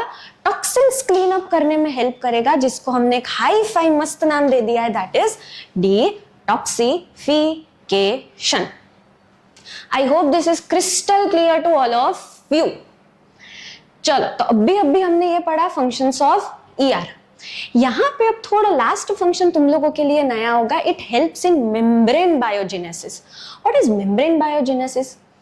तो प्रोटीन्स और लिपिड्स दोनों क्या करते हैं? दोनों एक साथ हमारी मेम्ब्रेन बनाते हैं। अभी हमने प्लाज्मा मेम्ब्रेन का स्ट्रक्चर पढ़ा, फ्लेक्सिबल होती है और प्रोटीन और लिपिड से बनी होती है। बस यही चीज इधर बोली है कि प्रोटीन और lipid helps in building the plasma membrane या cell membrane, and this process is called membrane biogenesis. Some other proteins and lipids function as enzymes and hormones. थोड़े ऐसे important proteins होते हैं हमारी बॉडी में जो behave करते हैं as an enzymes, and थोड़े ऐसे lipids होते हैं जो हमारी बॉडी में कैसे behave करते हैं as an hormones. तो as you can easily see, हमने पहला एंडोप्लाज्मिक रेटिकुलम, पहला सेल ऑर्गेनल फटाक से रिवाइज कर लिया। आ जाते हैं दूसरे सेल ऑर्गेनल पे, फिर हम समराइज करेंगे सारी चीजें। दूसरा cell organelle is Golgi apparatus. ये क्या है बेटा? Golgi apparatus. चलो अब गोल्गी एपरेटस का भी पहले स्ट्रक्चर पढ़ना पड़ेगा before studying the function. Very important from exam point of view. Golgi apparatus किसने डिस्कवर किया था? तो भाई साइंटिस्ट का नाम याद रखना है, कैमिलो गोल्गी। देख रहे हो तुम लोग, साइंटिस्ट, जो साइंटिस्ट ने डिस्कवर किया उसी साइंटिस्ट ने क्या किया, उसी के बेसिस पे खुद के ही नाम पे ऑर्गेनेल का नाम दे दिया, that is Golgi apparatus. Obviously वो क्रेडिट क्यों नहीं लेगा, क्योंकि उसने ढूंढा है, ठीक है। तो कैमिलो गोल्गी नाम का साइंटिस्ट था जिसने गोल्गी एपरेटस नाम का सेल ऑर्गेनेल डिस्कवर किया, ठीक है। As you can see here, Golgi apparatus is also made up of flattened sac like structure. देख रहे हो बहुत सारे स्टैक्ड अरेंज्ड है, 1 2 3 4 ऐसे स्टैक्ड फॉर्म में पूरा गोल्जी अपना अरेंज्ड है। एंड दी रीजन, ये जो कर्व्स दिख रहे हैं तुम लोगों को गोल्गी में, उसको हम बोलते हैं सिस्टर्न्स। क्या बोलते हैं? सिस्टर्न्स। तो the curves present in the Golgi, जिसकी वजह से वो पूरे स्टैक्ड फॉर्म में होता है गोल्गी एपरेटस, उसको हम बोलते हैं सिस्टर्न्स, ठीक है। ओके, नाउ अगर मैं गोल्गी एपरेटस का फंक्शन देखने जाऊं तो RER का फंक्शन क्या था स्टूडेंट्स? अभी हमने पढ़ा RER का फंक्शन वाज कि वो बहुत सारे अमाउंट में प्रोटीन मैन्युफैक्चर करता है, ठीक है। अब ये प्रोटीन मैन्युफैक्चर करके क्या करेगा? खुद के पास थोड़ी ना रखेगा, आगे किसी को तो देने पड़ेंगे, ठीक है। तो ये जो प्रोटीन एंडोप्लाज्मिक, स्पेसिफिकली अभी हमने पढ़ा, वेरी इंपॉर्टेंट था वो, कि वो जो रफ एंडोप्लाज्मिक रेटिकुलम ने जो प्रोटीन सिंथेसाइज किए, वो प्रोटीन वो किसको भेजेगा भाई आगे? तो वो भेजेगा गोल्गी को, के ले मैंने तो प्रोटीन सिंथेसाइज कर लिया, अब आगे का काम तू संभाल, डिवीजन ऑफ लेबर, राइट। तो जो प्रोटीन्स ER ने बनाए वो किसको भेज दिए उसने? गोल्गी को। अब गोल्गी क्या करेगा? उसको मॉडिफाई करेगा और पैक करेगा in the form of vesicles. इसके लिए मैं आप लोगों को छोटा सा एग्जांपल देना चाहूंगी जिसकी वजह से this will become very clear to you. Consider एक ऐसी फैक्ट्री है जहां पे चिप्स प्रोडक्शन हो रहा है, राइट, पोटैटो चिप्स। अब तुम लोग रोज रोज चिप्स खाते हो जो आइडियली नहीं खानी चाहिए, राइट। उसमें अलग अलग बहुत सारी चीजें, मसाला वाली होती है, चाट चस्का और पता नहीं कौन से फ्लेवर्स होते हैं, ठीक है। तो एक फैक्ट्री ने क्या किया? सिर्फ चिप्स प्रोड्यूस कर दी, सारी पोटैटो चिप्स। अब वो चिप्स में स्पेसिफिक मसाला डाल के उसको पैक करने का काम किसका होगा? दूसरी फैक्ट्री का। तो सिमिलरली ER ने क्या किया? ER ने बहुत सारे प्रोटीन्स प्रोड्यूस कर दिए। अब वो प्रोटीन्स को मॉडिफाई करके पैक करने का काम किसका होगा स्टूडेंट्स? गोल्गी एपरेटस का। आई hope this is very clear. तो हमें याद रखना है गोल्गी का function, this is very important from exam point of view.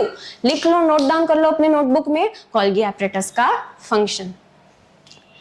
So, this is a very beautiful, amazing slide। यहाँ पे देखो तीनों के फंक्शन है, राइबोसोम, ER और गोल्गी एपरेटस। तो जो एंडोप्लाज्मिक रेटिकुलम पे राइबोसोम्स अटैच्ड होते हैं उसको हम क्या बोलते हैं? RER, ठीक है। तो RER क्या करेगा बेटा?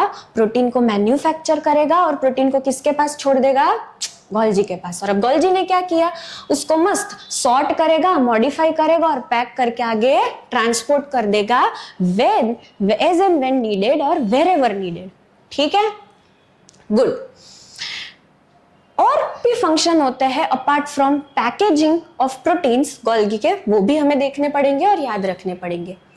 तो बहुत सारी कॉम्प्लेक्स शुगर्स बनाने में गोल्गी हेल्प करता है फ्रॉम सिंपल शुगर।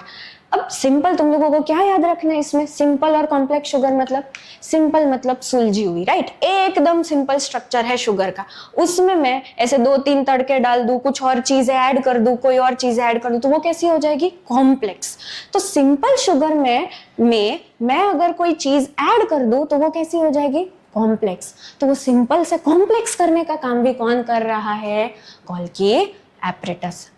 तीसरा, गोल्गी इज ऑल्सो इंपॉर्टेंट और involve in the formation of lysosomes. Don't worry, हमें तीसरा ऑर्गेनल यही पढ़ना है, लाइसोसोम्स क्या होता है।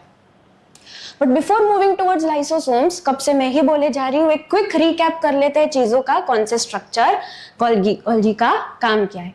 पावर बुक अब भी अपन ने किया था ना वैसे। चलो फटाफट अपनी नोटबुक में आंसर लिखते जाओ इसके। Golgi apparatus was first described by, hint दे रही हूँ, साइंटिस्ट का नाम इसी के नाम से, ठीक है। consists of a system of dash vesicles arranged approximately parallel to each other in dash called dash. ये आंसर आना चाहिए, अभी मैं 2 मिनट दे रही हूँ, फटाफट लिख लो. Second, these membranes have connections with the membranes of dash and therefore constitute another portion of a complex dash system. तीसरा है उसके फंक्शन की बात कर रहे हैं, उसका फंक्शन क्या है, तो भाई dash dash and dash of the products in the vesicles and it is also involved in the formation of dash. आइए आंसर्स देखते हैं. तो कैमिलो गोल्गी नाम का साइंटिस्ट था, उसने गोल्गी एपरेटस डिस्कवर किया. क्या होते हैं, मेम्ब्रेन बाउंड वेसिकल्स होते हैं जो एक स्टैक में अरेंज्ड होते हैं. अभी हमने स्ट्रक्चर देखा जिसको हम बोलते हैं सिस्टोन्स. ये membrane have the connections with the membrane of ER, क्योंकि ईआर प्रोटीन बना रहा है और सीधा उसको गोल्जी के पास ही भेजना है. Therefore ER and Golgi are closely associated with each other and therefore they constitute another portion of a complex called cellular membrane system. Function क्या है वो भी हमने पढ़ा, स्टोर करेगा, मॉडिफाई करेगा प्रोटीन को और क्या करेगा, पैकेजिंग.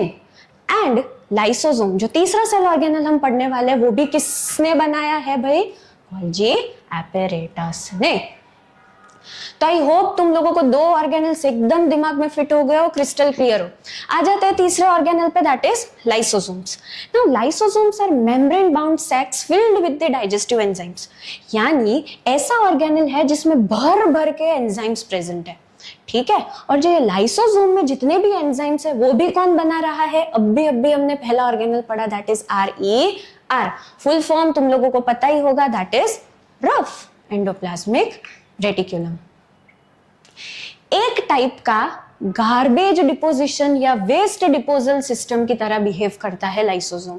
क्यों, क्योंकि वो सेल पे ध्यान रखता है कि भाई सेल क्लीन तो है, कोई फॉरेन पार्टिकल तो नहीं है, कोई वेस्ट मटेरियल तो नहीं है सेल में. तो कॉन्स्टेंटली वो सेल पे क्या रखता है, इट कीप्स एंड चेक और आई ऑन दी सेल. ठीक है, अब ये काम ये कैसे करेगा, कैसे सेल में सारी हार्मफुल चीजें हैं या फॉरेन मटेरियल से उसको खा के लिपटा देगा. तो they are called suicidal bags. Very important from exam point of view, why lysosomes are called suicidal bags. Students लिख लो नोटबुक में कि लाइसोसोम्स को सुसाइडल बैग्स क्यों बोलते हैं. बिकॉज अभी हमने पढ़ा दे हैव डाइजेस्टिव एंजाइम्स.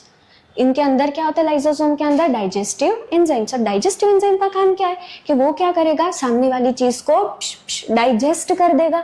और ऑब्वियसली डाइजेस्ट कर देगा तो उसको क्या कर देगा, एकदम खल्लास. तो जब भी कोई सेल डैमेज हो रहा है या सेल में कोई फॉरेन पार्टिकल है, ये लाइसोसोम्स क्या करेंगे पता है, दे विल बर्स्ट आउट. वो लोग पूरा ऐसे फट जाएंगे, मस्त पूरे लाइसोसोम्स सेल में फट जाएंगे, जिसकी वजह से सेल में अंदर लाइसोसोम के अंदर जो डाइजेस्टिव एंजाइम्स थे वो डाइजेस्टिव एंजाइम क्या करेंगे, लाइसोसोम के बाहर रिलीज हो जाएंगे और पूरे सेल को खा जाएंगे. This is the very important point that you have to write, why lysosomes are called suicidal bags. ठीक है, once again I am quickly revising के लाइसोसोम क्या करेगा, लाइसोसोम के अंदर भर भर के डाइजेस्टिव एंजाइम है. जब भी लाइसोसोम को कोई थ्रेट दिखेगा, कोई फॉरेन पार्टिकल दिखेगा या कोई भी खराब चीज है उसको रिमूव करनी है सेल में से, तो वो क्या करेगा, वो खुद फट जाएगा. जैसे इट विल बर्स्ट स्टूडेंट्स, उसमें से जितने भी डाइजेस्टिव एंजाइम्स थे सारे रिलीज हो जाएंगे और क्या हो जाएगा, सेल पूरा का पूरा डाइजेस्ट हो जाएगा. एज लाइसोसोम खुद ही के सेल को मार रहा है, मतलब सेल के अंदर है लाइसोसोम, जब वो फटेगा वो पूरे सेल को डाइजेस्ट करेगा. इसीलिए उसको क्या बोलते हैं, सुसाइडल बैग. खुद ही के सेल को मार रहा है भाई, राइट. पर यहाँ पे गलत चीज क्यों नहीं है, क्यों, क्योंकि वो सेल को प्रोटेक्ट करने के लिए, दूसरे सेल को प्रोटेक्ट करने के लिए वो क्या करेगा, वो खुद ही के सेल को मार देगा. ठीक है, once again I am saying it is very important from exam point of view. Coming towards fourth organelle, quickly देख लेते हैं कितने ऑर्गेनल्स अपन ने पढ़े. पहला था एंडोप्लाज्मिक रेटिकुलम, दूसरा था गोल्गी एपरेटस, तीसरा था लाइसोसोम्स. चौथा ऑर्गेनल है माइटोकॉन्ड्रिया. दिख रहा है इधर. अब mitochondria very important, it is known as the power house of the cell. NCERT की लाइन है, अंडरलाइन कर लो, mitochondria is known as the power house of the cell.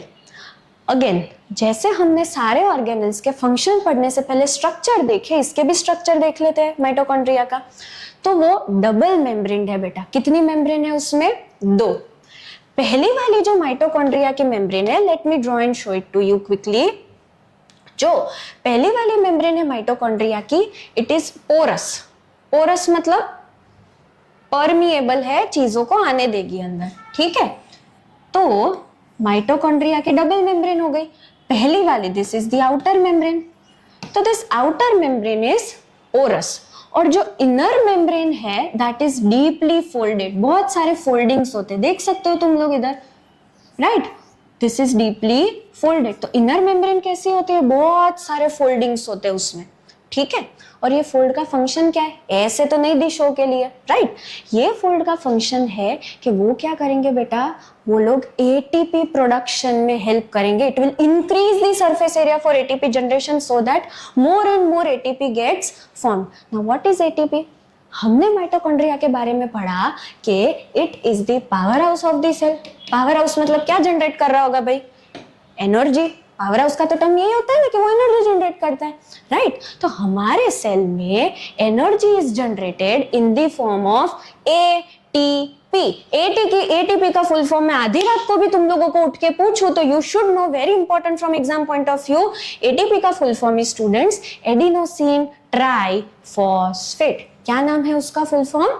Adenosine triphosphate. तो बेसिकली अगर मैं सम अप करूं तो ATP, mitochondria का काम क्या है, तो भाई वो एटीपी बनाता है। And what is ATP? ATP is the energy currency of the cell. यानी जितनी भी एनर्जी है अपने सेल में वो किस फॉर्म में होती है? In the form of students ATP, ठीक है। अब सारे ऑर्गेनेल्स से कुछ हटके है थोड़ा ये माइटोकॉन्ड्रिया, कुछ तो यूनिक है भाई उसमें। तो वो यूनिकनेस क्या है पता है? उसके पास उसका खुद का डीएनए है, वो अपनी मर्जी का मालिक है, ठीक है। उसके पास उसका खुद का डीएनए है, तो राइबोसोम्स और प्रोटीन भी अपने ही आप बनाएगा वो, राइट। वो किसी पे डिपेंडेंट नहीं है। तो उसके पास अपना खुद का डीएनए है और it can make proteins on its own. These are two unique characteristics of mitochondria. You should note down in your notebooks दो important characteristics of mitochondria. Own DNA and therefore they can produce proteins on their own. ठीक है। Last organelle जो हमने देखा आगे list में वो था प्लास्टिड। अब यहाँ पे तुम लोगों को ये याद रखना है कि प्लास्टिड सिर्फ प्लांट्स में प्रेजेंट होते हैं। प्लास्टिड्स इन प्लांट्स, पी, ठीक है। तो प्लास्टिड सिर्फ प्लांट में प्रेजेंट होते हैं। अब दो टाइप के प्लास्टिड होते हैं, कौन से? क्विकली देख लेते हैं, रिवाइज कर लेते हैं। चलो कौन से हुए? Chromoplast. Chromo means colour, chromo means colour. तो ऑब्वियसली वो प्लांट्स को कुछ कलर देने में हेल्प कर रहे होंगे, इसलिए उसका नाम क्या है? Chromoplast, simple. And leucoplast, leuco means बेटा व्हाइट या कलरलेस। तो यूकोप्लास्ट कैसे होंगे? वो व्हाइट और कलरलेस प्लास्टिड होंगे। तो पहले वाले का तो फंक्शन समझ आता है कि वो कलर देने में हेल्प करता है, इसीलिए प्लांट में प्रेजेंट है। और ल्यूकोप्लास्ट का क्या फंक्शन होगा जबकि वो व्हाइट एंड कलरलेस है? चलो क्विकली देख लेते हैं। तो पहले हम देख लेते हैं क्रोमोप्लास्ट के बारे में। तो what is ideally the colour of leaves? Green, right, common sense, ऐसा भी कोई क्वेश्चन पूछता है, ठीक है। तो it is green in colour. Now वो ग्रीन क्यों है? क्योंकि बेटा उसके अंदर क्या है? क्लोरोप्लास्ट। और क्लोरोप्लास्ट के अंदर क्या है? We have an important pigment called chlorophyll which is responsible for giving greenish colour to the leaves. Leaves का कलर ऐसे ही ग्रीन नहीं होता, क्यों? क्योंकि उसके पास प्लास्टिड है, यानी उसके पास क्लोरोप्लास्ट है बेटा। और क्लोरोप्लास्ट के अंदर कौन सा पिगमेंट है? Chlorophyll which is responsible for giving greenish colour to the leaves. अब सिर्फ क्लोरोफिल नहीं होता और बहुत सारे पिगमेंट्स भी होते हैं प्लांट्स के पास, जिसकी वजह से येलोइश और ऑरेंज कलर अपीयरेंस होता है, पर इतना डेप्थ में अभी हमें नहीं देखनी चीजें, ठीक है। वो हम हायर स्टैंडर्ड्स में हम लोग साथ में पढ़ेंगे। चलो नेक्स्ट इज ल्यूकोप्लास्ट। अभी हमने देखा ल्यूको मीन्स व्हाइट या कलरलेस। कलरलेस है तो उसका काम क्या होगा? ऐसे ही वेल्ले नहीं दिया होगा भगवान ने अंदर, राइट, प्लांट में। तो ल्यूकोप्लास्ट का काम होगा बेटा स्टोरेज ऑफ सर्टेन मटेरियल्स। तो वो क्या करेगा? देखो, स्टार्च, ऑयल और प्रोटीन ग्रैन्यूल्स को स्टोर करेगा। तो क्लोरोप्लास्ट का या क्रोमोप्लास्ट का फंक्शन था पिगमेंट यानी कलर प्रोड्यूस करना लीव्स में, और ल्यूकोप्लास्ट का फंक्शन है storage, to store oil, starch and protein granules. अभी हमने माइटोकॉन्ड्रिया के बारे में देखा कि माइटोकॉन्ड्रिया के पास एक यूनिक कैरेक्टरिस्टिक है कि भाई वो उसके पास अपना खुद का डीएनए है। सिमिलरली बेटा if I talk about plastids के पास भी अपना खुद का डीएनए होता है एंड राइबोसोम्स होते हैं। पर make this thing very clear in your mind that plastids are only present in plants. ठीक है, चलो प्लास्टिड्स के बाद एक लास्ट ऑर्गेनल देख लेते हैं, दैट इज वैक्यूल। क्विकली, तो यहाँ पे फिगर में एक अच्छा डायग्राम दिया हुआ है वैक्यूल का। So if you can see here, vacuoles बड़ी सी जगह कवर कर रहा है, it is covering so much of space of the cell. ठीक है, तो ये फिगर है बेटा प्लांट सेल का। तो पहले हम समझ लेते हैं वैक्यूल्स का फंक्शन क्या होता है।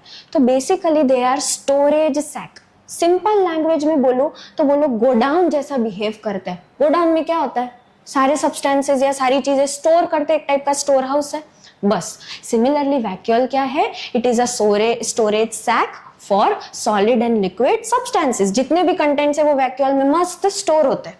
ठीक है, अब एनिमल सेल्स में वैक्यूल की साइज बहुत ही छोटी होती है, वेयरएल्स प्लांट सेल में vacuoles are huge in size और वो प्लांट की बहुत सारी जगह रोक लेता है। देखो इधर, यहाँ पे ये जो न्यूक्लियस है बेचारे को कोने में खिसका दिया है ना, और मेजॉरिटी ऑफ स्पेस किसने रोक ली है, वैक्यूल ने।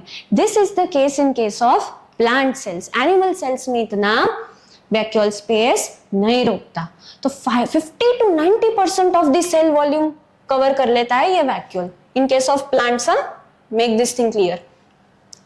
The membrane that separates the cytoplasm, मतलब जो वैक्यूल को साइटोप्लाज्म से सेपरेट करता है, वो मेम्ब्रेन को हम बोलते हैं टोनोप्लास्ट। नोट डाउन कर लो अपने नोटबुक में टोनोप्लास्ट क्या होता है। तो एक ऐसी मेम्ब्रेन बेटा वैक्यूल की जो वैक्यूल को सेपरेट करता है फ्रॉम साइटोप्लाज्म। तो एग्जाम में 1 मार्कर क्वेश्चन में पूछ सकते हैं तुम लोगों के यूनिट टेस्ट में, व्हाट इज टोनोप्लास्ट, क्या लिखेंगे हम।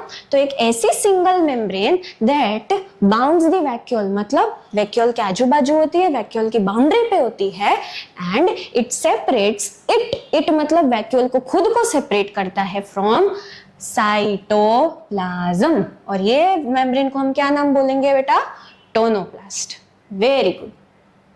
ठीक है, चलो तो वैक्यूल्स का फंक्शन क्या होता है, it provides turgidity and rigidity to the cells. कैसा बनाता है सेल को, एकदम टर्जिड, रिजिड मतलब एकदम कड़क, एकदम स्ट्रेंथ प्रोवाइड करता है सेल्स को।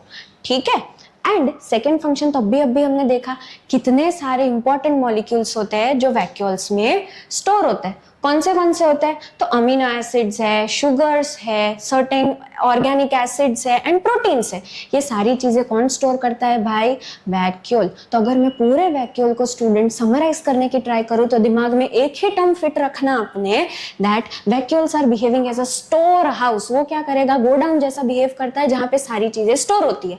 कौन सी तो वो हमें याद रखनी है, amino acid, sugar, certain organic acids and some proteins. ठीक है, अब जब वैक्यूल की बात ही कर रहे हैं तो थोड़ा और पढ़ लेते हैं वैक्यूल के बारे में। ठीक है, तो there are different types of vacuoles present in different organisms. यहाँ पे हमें एग्जाम्पल दिया हुआ है फूड वैक्यूल का इन केस ऑफ अमीबा। अब पहला ही टर्म पढ़ो तो in single cell organism. Starting of the session हमने पढ़ा यूनिसेल्युलर ऑर्गेनिज्म का एग्जांपल अमीबा, याद हो तो हमने इंपॉर्टेंट टिक भी किया था उसको। ठीक है, ये याद ही होना चाहिए। तो सिंगल सेल्ड ऑर्गेनिजम्स यानी यूनिसेल्युलर ऑर्गेनिज्म अमीबा की बात करूं तो उसमें क्या होता है बेटा, फूड वैक्यूल होता है, जिससे क्या करेगा, अमीबा फूड वैक्यूल को कंज्यूम करेगा, उसको क्या करेगा, एनगल्फ करेगा, जिससे वो क्या करेगा, फूड वैक्यूल को एनगल्फ करेगा। ठीक है, किससे, फूड वैक्यूल से। तो ये फूड वैक्यूल का फंक्शन हो गया इन case of amoeba, which is a single cellular या यूनिसेल्युलर ऑर्गेनिज्म। दूसरे यूनिसेल्युलर ऑर्गेनिजम्स की बात करूं, उसके भी हमने एग्जांपल्स देखे थे। हाँ, थोड़े पेज पलटाओ, वीडियो को ऐसा हो तो पीछे ले जाओ और देखो, यूनिसेल्युलर ऑर्गेनिजम्स के एग्जांपल्स याद होने चाहिए आपको। तो इन सम यूनिसेल्युलर ऑर्गेनिजम्स दूसरे भी वैक्यूल्स होते हैं बेटा, जिसका काम क्या है, they help in expelling excess of water and some waste material from the cell. वो कुछ चीजें रिमूव करने में भी हेल्प करते हैं। जैसे अमीबा में फूड वैक्यूल क्या करेगा, फूड को एनगल्फ करने में हेल्प करेगा। दूसरे ऑर्गेनिजम्स में क्या करेगा, वो चीजों को रिमूव करने में हेल्प करेगा, सच एज वाटर है, ज्यादा एक्सेसिव वाटर है या सर्टेन वेस्ट मटेरियल है, उसको वैक्यूल के थ्रू रिमूव कर देगा। आई hope this is very clear. तो क्विकली लिस्ट डाउन करो अपने नोटबुक में कितने कितने ऑर्गेनल्स पढ़े हमने। एंडोप्लाज्मिक रेटिकुलम, फिर गोल्गी बॉडी, फिर तीसरा लाइसोसोम्स, फिर माइटोकॉन्ड्रिया, फिर plastids. Again plastids only in plants, जिसमें माइटोकॉन्ड्रिया और प्लास्टिड की एक यूनिक कैरेक्टरिस्टिक थी, वापस नहीं बोलने वाली, अभी अपन ने डिस्कस की, ठीक है। And last one is vacuole. Moving towards last part of this chapter, that is very important, cell cycle and cell division. इधर ध्यान देना थोड़ी देर के लिए, it is very important topic बेटा, ठीक है। अच्छा, अब मैं बॉडी का कोई भी सेल उठा लूं, क्या वो कभी मरता ही नहीं है? सेल समर होता है? जी नहीं, ऐसा तो होता नहीं है। Cells are not immortal, right. Cell कभी ना कभी तो मरते होंगे। तो क्या सारे सेल्स एक एक एक एक एक करके मर ही जाएंगे? तो भाई हम ह्यूमंस, मल्टीसेलुलर ऑर्गेनिजम्स या कोई भी यूनिसेलुलर ऑर्गेनिज्म कैसे जिंदा रहेगा? ठीक है, तो सेल्स को कॉन्स्टेंटली डिवाइड होना पड़ता है। याद रखना कि बायोलॉजी में डिवीजन और multiplication is the same thing, ठीक है। तो सेल को क्या करना पड़ेगा बेटा, डिवाइड होना पड़ेगा या मल्टीप्लाई होना पड़ेगा, इन द सेंस उनको उनके नंबर बढ़ाने पड़ेंगे। 1 से 2, 2 से 4, 4 से 8, 8 से 16 and so on. They have to keep on dividing so that they increase in number. सिर्फ इसी के लिए भी नहीं बेटा, कभी कभार तुम लोगों को इंजरी हो जाती है, लग जाता है, तो वो धीरे धीरे डेड सेल्स बन जाते हैं, राइट। तो वो जो इंजर्ड सेल्स है उनको भी हमें चेंज करना पड़ेगा न्यू सेल्स से। तो भाई न्यू सेल्स कहां से आएंगे? आसमान से तो नहीं टपकेंगे, राइट। हमने रुडोल्फ विर्चॉ की सेल थियरी में क्या देखा? Sales comes from pre existing cells. तो कैसे आएंगे भाई? सेल को डिवाइड करना पड़ेगा, सेल डिवाइड होगा तब जाके न्यू सेल्स आएंगे। सो बेसिकली इफ आई से बेटा, काम क्या होगा सेल डिवीजन का? सेल को रिप्रोड्यूस करना, न्यू सेल्स को बनाना। क्यों? So that we can grow, we can replace old or dead or injured cells and to form gametes that are required for reproduction. What is gametes? Gametes मतलब बेटा sperm and ova that are required for the process of reproduction. ठीक है, तो the process by which new cells are made is called cell division. तो cell division के बारे में quickly पढ़ लेते हैं. There are 2 types of cell division, mitosis and meiosis. Before moving to the slides, I want to quickly show you कि mitosis क्या है और मियोसिस क्या है। 5 मिनट के लिए इधर ध्यान दे देना, difference between mitosis and meiosis. Okay, if I talk about mitosis, हमारे सेल में, अब भी हमने पढ़ा सेल के अंदर न्यूक्लियस होता है, न्यूक्लियस के अंदर क्रोमोसोम्स होता है, ठीक है। एकदम सिंपल वे में समझा रही हूं, ध्यान दे देना। कितने क्रोमोसोम होते हैं बेटा एक सेल में? 46 क्रोमोसोम्स होते हैं। कितने क्रोमोसोम होते हैं एक सेल में? 46 क्रोमोसोम्स, ठीक है। जिसको मैं आइडियली इंडिकेट करूंगी एज 2n। क्या इंडिकेट करूंगी? 2n बोलूंगी इसको मैं। क्या बोलूंगी? 2n। माइटोसिस में क्या होता है बेटा, जब ये सेल डिवाइड होते हैं तब मेरे को 2 सेल्स मिलते हैं और दोनों में 46 नंबर के क्रोमोसोम होते हैं। यानी जो पहले वाला सेल था which is ideally called parent cell, जिसमें से जो नए सेल बने which is ideally called daughter cell, वो कितने बने? 2, राइट। तो 2 डॉटर सेल्स बने और दोनों में नंबर ऑफ क्रोमोसोम कैसे थे? अपने पेरेंट सेल जैसे, दैट इज 46। यानी 46 को मैंने कैसे रिप्रेजेंट किया? 2n। Very important for exam point of view, ध्यान दे देना, ठीक है। तो दिस इज माइटोसिस। यानी माइटोसिस को अगर मेरे को एक लाइन में डिफाइन करना है तो मैं क्या बोलूंगी? Number of chromosomes remains same in parent cell and daughter cell. इसमें भी 46, इसमें भी 46। पर माइटोसिस के एंड में कितने सेल मिले बेटा? ऑब्वियसली सेल डिवाइड कर रहे होंगे तो एक से तो एक सेल मिलेगा नहीं, डिवाइड कर रहे हैं, मल्टीप्लाई कर रहे हैं, तो एक से कितने सेल मिले मेरे को? 2 सेल्स। और उसमें नंबर ऑफ क्रोमोसोम्स कितने थे बेटा? 46, दैट इज सेम। फिट कर लो। चलो, कमिंग टुवर्ड्स मियोसिस। मियोसिस में मेरे पास जो पेरेंट सेल होते हैं उसमें भी स्टार्टिंग में तो कितने क्रोमोसोम्स है? 46 यानी 2n। पर मियोसिस के एंड में मेरे को जितने सेल्स मिलते हैं वो माइटोसिस से अलग है बेटा, तब भी जाके हमने 2 टाइप्स बोला है।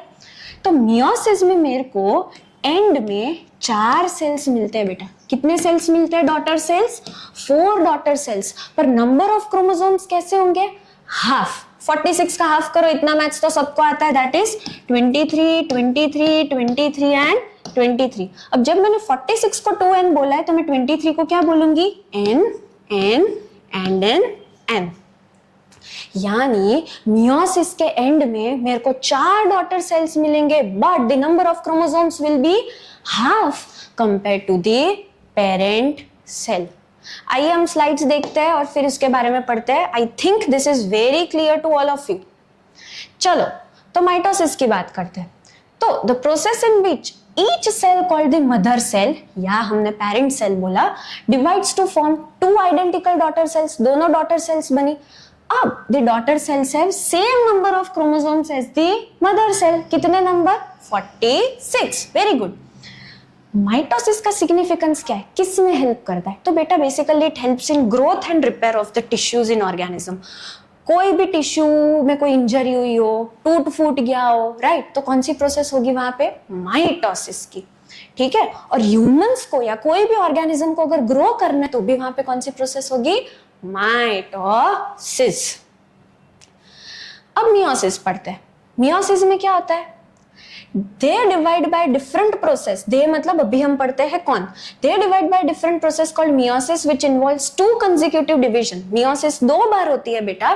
2 बार होने के बाद अपन को एंड प्रोडक्ट क्या मिलती है? 4 सेल्स जिसमें नंबर ऑफ क्रोमोसोम्स कितने होते हैं? हाफ। तो यहाँ पे देखो, when a cell divides by meiosis it produces 4 new cells instead of just 2 जो माइटोसिस में बन रहे थे, and the new cells only have half the number of chromosomes than the mother cell। यानी कितने होते हैं? 46 के बजाय 23 in daughter cells। Mother cells में 46 पर डॉटर सेल्स में कितने? 23। तो देखो माइटोसिस किस में होती है? कहाँ होती है? जहां पे हमें टिश्यू को रिपेयर करना है, राइट, या ग्रोथ के लिए माइटोसिस होता है। मियोसिस कहाँ होता है बेटा? जहां पे हमें गैमेट्स फॉर्म करने होते हैं और जाइगोट फॉर्म करना होता है in a process called fertilisation to develop an offspring. मैं क्विकली समझा देती हूँ ये चीज क्या है। ओके, गैमेट्स मतलब बेटा स्पर्म एंड ओवा। तो कंसिडर स्पर्म में कितने क्रोमोसोम्स एंड ओवा में कितने क्रोमोसोम? ह्यूमन आइडियली कितने क्रोमोसोम से बना होता है? ह्यूमंस हैव कितने क्रोमोसोम? अभी अपन ने पढ़ा 46। ह्यूमंस के पास 46 क्रोमोसोम होता है। ठीक है। 46 क्रोमोसोम कब आएगा बेटा? हम कैसे बने? जब स्पर्म और ओवा फ्यूज होते हैं।